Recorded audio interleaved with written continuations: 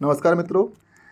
आज हम लोग समलैंगिक विवाह टॉपिक पर हम लोग डिस्कशन करेंगे और जानेंगे कि हाल ही में जो सुप्रीम कोर्ट है उन्होंने समलैंगिक विवाह के संबंध में जो याचिका प्रस्तुत किया गया था वहाँ पर उसको खारिज कर दिया। तो इसके समक्ष में आपको पता होना चाहिए जो समलैंगिक विवाह है वो करंट अफेयर्स का तो क्वेश्चन है ही है, साथ ही साथ पेपर 2 का भी क्वेश्चन है और ऐसे पेपर में भी आपको ये काम दे सकता है कि किसी भी सोसाइटी लेवल पर हम किसी को सोसाइटी लेवल पर डेवलप कैसे करने के लिए क्या सभी को साथ में लेके आना है। जैसे समावेशी विकास का मतलब क्या है, सबको साथ लेके आना, सबको एक साथ रखना है कि नहीं, सभी का विकास हो। तो क्या ऐसे में भी ये टॉपिक काफ़ी इम्पोर्टेंट है। तो चलते हैं, शुरू करते हैं। दरअसल समलैंगिक विवाह से संबंधित जो याचिका प्रस्तुत किया गया था सुप्रीम कोर्ट में उसको खारिज कर दिया गया।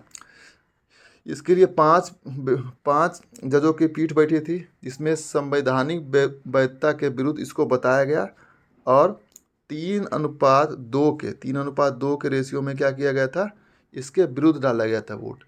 साथ ही सुप्रीम कोर्ट ने इसके लिए कुछ टिप्पणी की थी। टिप्पणी में ये बताया कि वैवाहिक संबंध जो वो अस्थायी नहीं होता है। दूसरा उन्होंने ये बताया कि संसद को इस पर कानून बनाने का अधिकार है, ना कि सुप्रीम कोर्ट को, क्योंकि सुप्रीम कोर्ट जिसका क्या है, आपका जनता का प्रतिनिधित्व करने वाला संस्था नहीं है। ओके। चौथा उन्होंने ये भी बताया कि पीठ के सभी 5 न्यायाधीशों ने इस बात पर सहमत थे कि संविधान के तहत विवाह करने का कोई मौलिक अधिकार नहीं है। लेकिन उन्होंने यह भी बताया कि जो LGBT समुदाय है, जो क्वीर समुदाय है, ठीक है ना, उनको बच्चा एडॉप्ट करने का अधिकार है। ओके, वो बच्चे पाल सकते हैं, एडॉप्ट कर सकते हैं। तो ये बहुत बड़ी रिजल्ट निकल के आई। अब हम समझते हैं आगे कि संविधान में समलैंगिक विवाह संबंधित क्या क्या चीज़ बताया गया है, ठीक है ना, या विवाह के बारे में। तो सब बताया गया विवाह जो है वो क्या है, एक वैधानिक अधिकार है। मूल संविधान में ऐसा नहीं था कहीं पर, लेकिन बताया कि विवाह जो है क्या है, वो वैधानिक अधिकार है। आर्टिकल 16 के 2 में आपको पता होना चाहिए कि आर्टिकल 16 के 2 में फंडामेंटल है जो बताते हैं किसी भी आधार पर समाज सोसाइटी उसको विभेद नहीं कर सकता है कि हाँ कोई किससे शादी कर रहा है, उसका अपना पर्सनल लाइफ है। ओके। साथ ही इस संबंध में बताया गया कि मौलिक अधिकार के रूप में मान्यता केवल भारत के सुप्रीम कोर्ट के न्यायिक निर्णयों के माध्यम से विकसित हुआ है। कि विवाह जो एक मौलिक अधिकार है वो क्या है, कहाँ से विकसित हुआ है, तो सुप्रीम कोर्ट के न्यायिक निर्णयों के माध्यम से, ठीक है। और ऐसी घोषणा जो है आर्टिकल 141 के तहत क्या होगा, पूरे भारतीय न्यायालयों पर बाध्यकारी होगा।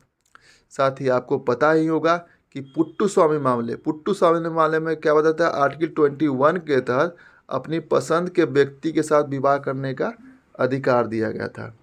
चलिए नेक्स्ट पढ़ते हैं हम लोग कि अब इसके संबंध में विपक्ष में कौन कौन सा तर्क है और पक्ष में कौन है। इसके ध्यान रखिएगा, जब भी मेंस में लिखते हैं तो तर्क जब प्रस्तुत को कोई ऐसा क्वेश्चन हो जो क्रिटिसिज्म है, मतलब आलोचनात्मक क्वेश्चन हो, आलोचनात्मक क्वेश्चन हो, तो आलोचनात्मक क्वेश्चन में आप एक तर्क वितर्क दे करके आप अंत में कंक्लूजन निकाल के उपाय बता के निकल जाइए। ओके। तो ऐसे क्वेश्चन में तर्क दिया जा सकता है। पहला नंबर ये है विपक्ष के तर्क में कि विवाह का धार्मिक परिभाषा। दरअसल सभी धर्मों में क्या बताया गया है कि विवाह का मतलब है मेल और फीमेल दोनों के बीच के बंधन को माना जाता है। लेकिन मेरा जो स्पेशल मैरिज एक्ट जो है, ठीक है, 1954, उसमें यह बताया गया था कि ऐसा कानून इसलिए बनाया गया था कि जो धार्मिक व्यक्तिगत कानूनों की सीमाओं को इससे दूर रखने के लिए गया था, ना कि विवाह की एक नई संस्था के निर्माण के रूप में। ओके। दूसरा तर्क आप यह दे सकते हैं कि विवाह संबंधी जो डिसीजन होते हैं उस पर राज्य अपना वैध हित का दावा कर सकता है कि हाँ, कि कोई भी व्यक्ति कितनी बार शादी कर सकता है, किससे शादी कर सकता है और कब शादी कर सकता है। तो ऐसे चीज़ों पर वो अपना वैध हित का दावा कर सकता है, क्योंकि विवाह जो है, विवाह करने का अधिकार है, वो स्वयं में पूर्ण नहीं है, नॉट एब्सोल्यूट है। वो पूर्णतः अधिकार नहीं है कि हाँ आप किससे शादी कब करना, मतलब 16 साल में कर सकते हैं, या उसके लिए कानून बनाया है। ओके। तीसरा है आपको कि कौन सा, निजता का अधिकार। तो वर्ष 2017 में सर्वोच्च न्यायालय ने बताया था कि जो निजता का अधिकार है वो मूल अधिकार है, और यह भी कहा था कि जो यौन उन्मुखता है वह किसी भी व्यक्ति की पहचान का एक महत्वपूर्ण अंग है। कहने मतलब यौन उन्मुखता क्या हो सकता है, उसके अपने आप में हो सकता है, ठीक है ना, व्यक्तिगत रूप से, तो उसको प्रोटेक्शन करना जरूरी है। लेकिन इसके विपक्ष में यह भी तर्क दिया था सुप्रीम कोर्ट ने कि इतना तो है ही कि हाँ उसके व्यक्तिगत फीलिंग्स को या फिर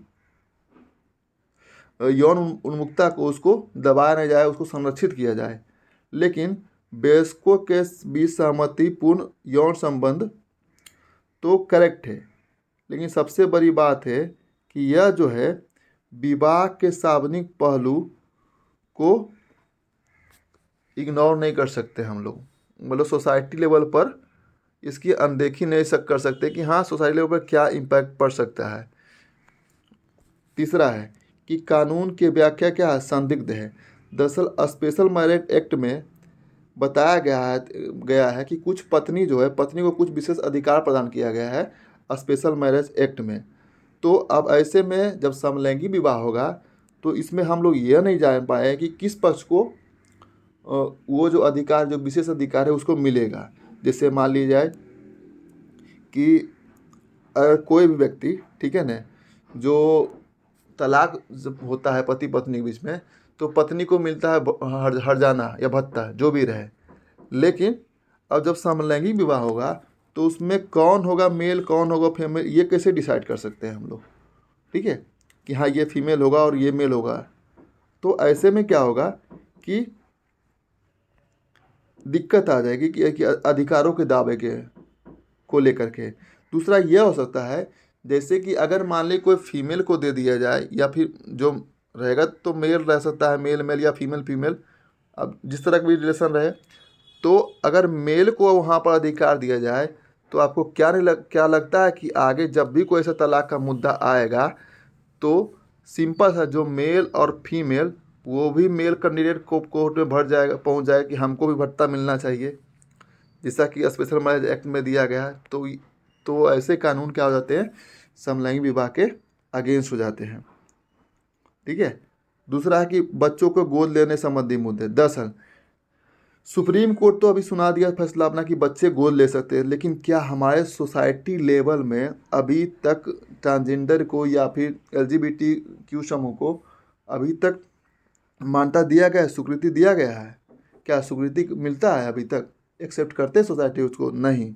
तो ऐसे में अगर उस बच्चे को दे दिया जाए गोद लेने के लिए, तो क्या आपको नहीं लगता है कि हाँ बच्चे के साथ भेदभाव होगा आगे जा करके, उसके भावनात्मक, उसके मनोवैज्ञानिक कल्याण पर नकारात्मक प्रभाव पड़ेगा? तो ये उसके विपक्ष में तर्क जाता है समलैंगिक विवाह के कि हाँ इसके ये रिजल्ट हो सकते हैं, ठीक है। दूसरा, लैंगिक शब्द, चूँकि आपको पता है माँ, पत्नी, पति और पिता, ये सब के सब लैंगिक संबंध है, शब्द है। तो ऐसे में क्या किया जाए, इसके लिए क्या हो सकता है? चलिए इतना काफ़ी है, 5-6 डाल देंगे तो सफिशियंट हो जाएगा। नेक्स्ट चलते हैं समलैंगिक विवाह के पक्ष में तक। अब विपक्ष में जाएं तो पक्ष में जान लीजिए। तो सबसे पहले सुप्रीम कोर्ट ने यह बताया कि बायोलॉजिकल जेंडर स्वयं में पूर्ण नहीं है, ठीक है ना। भारत के सुप्रीम कोर्ट का मानना है कि जो बायोलॉजिकल जेंडर है वह नॉट एब्सोल्यूट है, परम स्थिति नहीं है। लिंग या जेंडर महज एक जननांग विशेष के अर्थ तक सीमित नहीं है। मेल और फीमेल का कोई पूर्ण अवधारणा नहीं होता है, ठीक है। तो उन्होंने बायोलॉजिकल जेंडर को स्वयं में अपूर्ण बताया। मतलब कोई अगर पुरुष है तो वो ज़रूरी नहीं कि हाँ पुरुष है, उसका फिजिकल हुआ, फिर जो टेस्टोस्टेरोन की जो वृद्धि होती है या कमी होती है, तो कैसे वो फीमेल में चेंज है या किस तरह से भावना उसका अलग हो जाता है, तो उसको यहाँ व्याख्या किया गया है कि बायोलॉजिकल जेंडर स्वयं में क्या होता है, पूर्ण नहीं होता है। नेक्स्ट है क्या, मानव जाति की खतरे की अवधारणा। अब दरअसल सोसाइटी लेवल में ये हमेशा चलता रहेगा, अगर समलैंगिक विवाह होगा तो कैसे रिप्रोडक्शन से बच्चा होगा, पर बच्चा कैसे बनेगा, तो मानव जाति आगे बढ़े कैसे अगर हम उसको प्रमोट करते चल जाए, सोसाइटी संवैधानिक अधिकार दे, हर चीज़ दे दे, तो मेल और मेल में कैसे हो सकता है, या किसी भी तरह से कैसे रिप्रोडक्शन कर सकता है कोई भी पर्सन।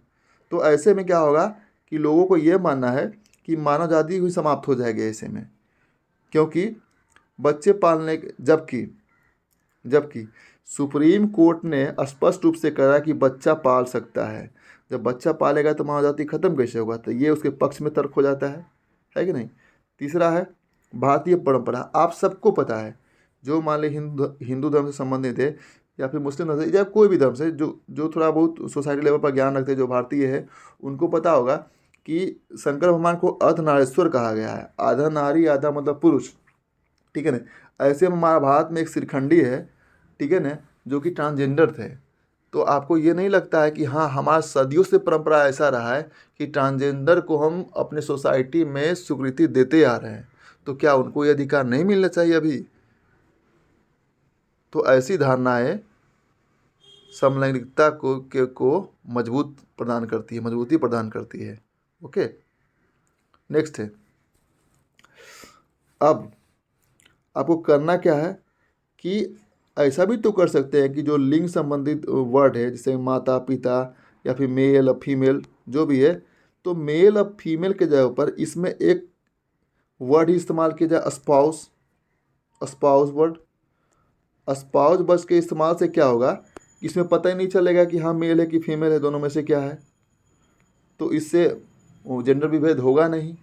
जब जेंडर विभेद नहीं होगा तो इसको क्या करेगा, सोसाइटी में एक्सेप्टेंस इसका बढ़ेगा। सहवास की मूल अधिकार, तो भारत के सुप्रीम कोर्ट ने स्पष्ट रूप से कह दिया है किसी व्यक्ति को सहवास करने का मूल अधिकार दिया गया है कानूनी रूप से।